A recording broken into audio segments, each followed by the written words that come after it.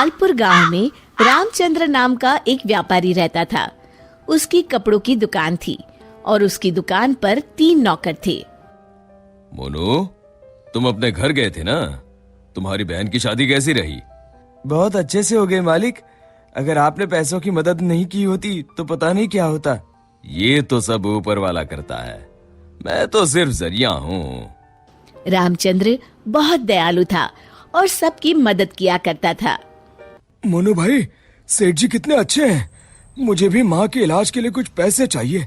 मदद नहीं, बस एडवांस दिलवा दीजिए ना। अरे तुम खुद ही कह दो ना सेठ जी से, सेठ जी मना नहीं करेंगे। सबको इतनी आसानी से पैसे देते हैं? जरूर इस सेठ के पास बहुत ज्यादा पैसा है। अगर मैं कभी कुछ चुरा लूं तो इस सेठ को पता भी नहीं चलेगा और मैं माला माल हो जाऊंगा। एक दिन रामचंद्र जी को हाथ में चोट लग जाती है। उनका हाथ सूज जाता है तो वो अपनी हीरे की नई अंगूठी उतारकर दराज में रख देते हैं और भानु वो देख लेता है। अब तेरी किस्मत बदलने वाली है भानु बेटा। अगर ये हीरे की अंगूठी तेरे हाथ लग गई ना तो ये लहंगा चोली के चक्कर में नहीं पड़ना पड़ेगा।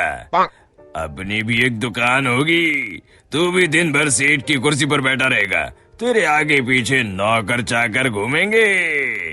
सोचते सोचते भानु सपने देखने लगता है। उसे ये सब दिखाई देने लगता है। ओ भानु, क्या सोच रहा है?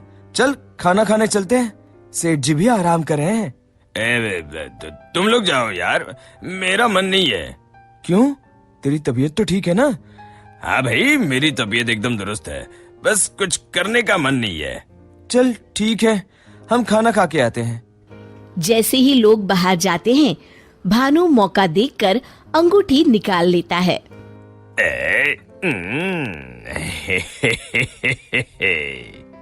शाम के समय। आज का हिसाब खत्म करो बच्चों, अब दुकान बंद करने का समय हो गया है। जब वे दराज खोलते हैं, अरे ये क्या, मेरी अंगूठी कहाँ गई? मोनू, भानु, भोला, तुम लोगों ने मेरी हीरे की अंगूठी कहीं देखी है क्या?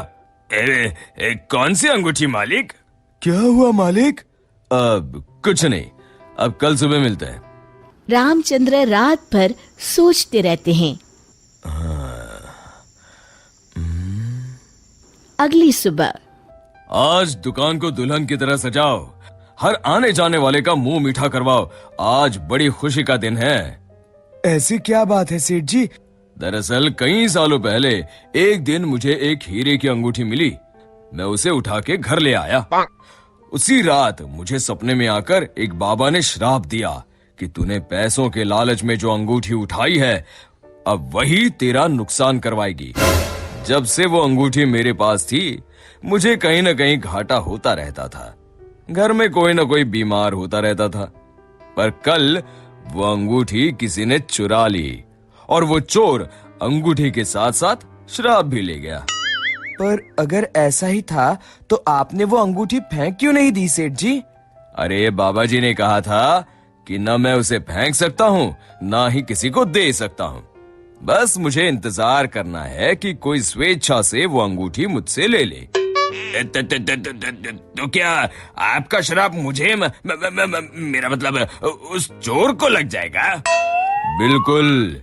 अब वो बेचारा ना अंगूठी फेंक सकता है, न किसी को दे सकता है। वैसे एक उपाय है। क्या उपाय सेठ जी? अरे तुम्हें क्या करना भानु भैया, अब चोर जाने और उसकी किस्मत। तू चुप कर, मैं तो ऐसे ही जानना चाहता हूँ। हाँ, क्यों नहीं, क्यों नहीं।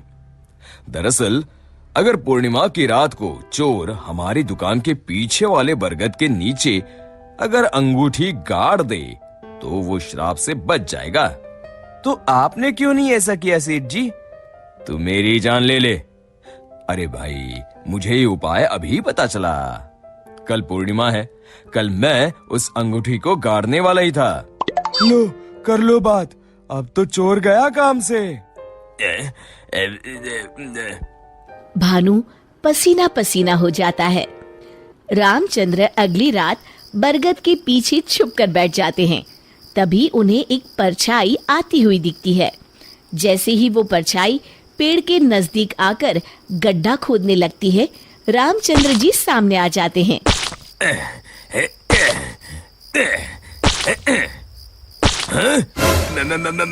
मर गए रे। मुझे माफ कर दीजिए सेठ जी। क्यों, क्या सोचने लगा भानु?